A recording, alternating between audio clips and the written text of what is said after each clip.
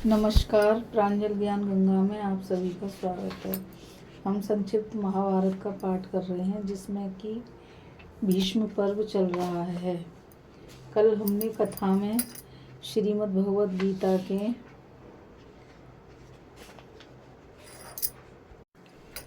विश्व रूप दर्शन योग नामक अध्याय को पढ़ा था। आज हम कथा में श्रीमद् भगवद गीता के भक्ति योग नामक अध्याय को पढ़ेंगे। अर्जुन बोले, जो अनन्य प्रेमी भक्तजन पूर्वोक्त प्रकार से निरंतर आपके भजन ध्यान में लगे रहकर आप सगुण रूप परमेश्वर को और दूसरे जो केवल अविनाशी सच्चिदानंद घन निराकार ब्रह्म को ही अति श्रेष्ठ भाव से भजते हैं, उन दोनों प्रकार के उपासकों में अति उत्तम योग वेत्ता कौन है?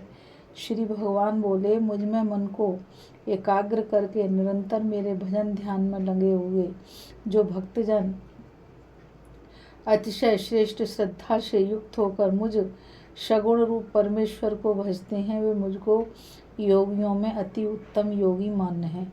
परंतु जो पुरुष इंद्रियों के समुदाय को भली प्रकार वश में करके मन बुद्धि से परे सर्वव्यापी अकथनीय स्वरूप और सदा बुद्धि से परे सर्वव्यापी अचल निराकार अविनाशी सच्चिदानंद घन ब्रह्म को निरंतर एक ही भाव से ध्यान करते हुए भजते हैं, वे संपूर्ण भूतों के हित में रत और सब में समान भाव वाले योगी मुझको ही प्राप्त होते हैं।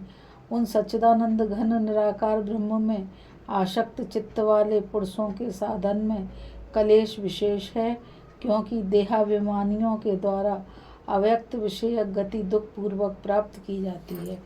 परंतु जो मेरे परायण रहने वाले भक्तजन संपूर्ण कर्मों को मुझ में अर्पण करके मुझ सगुण रूप परमेश्वर को ही अनन्य भक्ति योग से निरंतर चिंतन करते हुए भजते हैं, अर्जुन, उन मुझ में चित्त लगाने वाले प्रेमी भक्तों का मैं शीघ्र ही मृत्यु रूप संसार समुद्र से उद्धार करने वाला होता हूँ।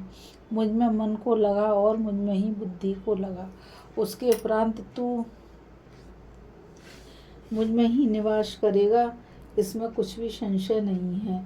यदि तू मन को मुझ में अचल स्थापन करने के लिए समर्थ नहीं है तो अर्जुन, अभ्यास रूप योग के द्वारा मुझको प्राप्त होने के लिए इच्छा कर। यदि तू उपर्युक्त अभ्यास में भी असमर्थ है तो केवल मेरे लिए कर्म करने के ही परायण हो जा। इस प्रकार मेरे निमित्त कर्मों को करता हुआ भी मेरी प्राप्त रूप सिद्धि को ही प्राप्त होगा। यदि मेरी प्राप्ति रूप योग के आश्रित होकर उपर्युक्त साधन को प्राप्त करने वाला होकर सब कर्मों के फल का त्याग कर मर्म को न जानकर किए हुए अभ्यास से ज्ञान श्रेष्ठ है। ज्ञान से मुझ परमेश्वर के स्वरूप का ध्यान श्रेष्ठ है और ध्यान से भी सब कर्मों के फल का त्याग श्रेष्ठ है, क्योंकि त्याग से तत्काल ही परम शांति होती है।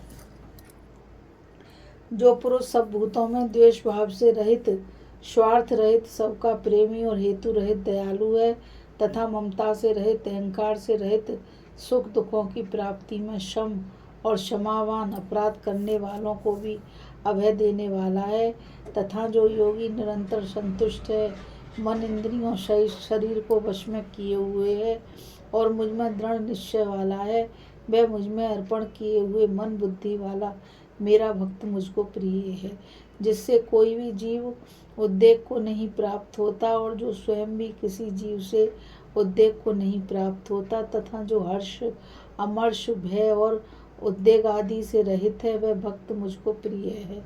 जो पुरुष आकांक्षा से रहित, बाहर भीतर से शुद्ध, चतुर, पक्षपात से रहित और दुखों से भी छूटा हुआ है, वह सब आरंभों का त्यागी मेरा भक्त मुझको प्रिय है। जो न कभी हर्षित होता है, न द्वेष करता है, न शोक करता है, न कामना करता है तथा जो शुभ और अशुभ संपूर्ण कर्मों का त्यागी है, वह भक्ति युक्त पुरुष मुझको प्रिय है। जो शत्रु मित्र में और मान अपमान में सम है तथा सर्दी गर्मी और सुख दुखादिक द्वंद्वों में सम है और आसक्ति से रहित है, जो निंदा स्तुति को समान समझने वाला, मननशील और जिस किसी प्रकार से भी शरीर का निर्वाह होने में सदा ही संतुष्ट है और रहने के स्थान में ममता और आसक्ति से रहित है, वह स्थिर बुद्धि भक्तिमान पुरुष मुझको प्रिय है। परंतु जो श्रद्धा युक्त पुरुष मेरे परायण होकर इस ऊपर कहे हुए धर्म में अमृत को निष्काम प्रेम भाव से सेवन करते हैं, वे भक्त मुझको अतिशय प्रिय हैं। इस कथा में बस इतना ही। हम अभी श्रीमद् भगवत गीता के भक्ति योग नामक अध्याय को पढ़ रहे थे। अब हम आगे कथा में श्रीमद् भगवत गीता के क्षेत्रज्ञ विभाग योग नामक अध्याय को पढ़ेंगे।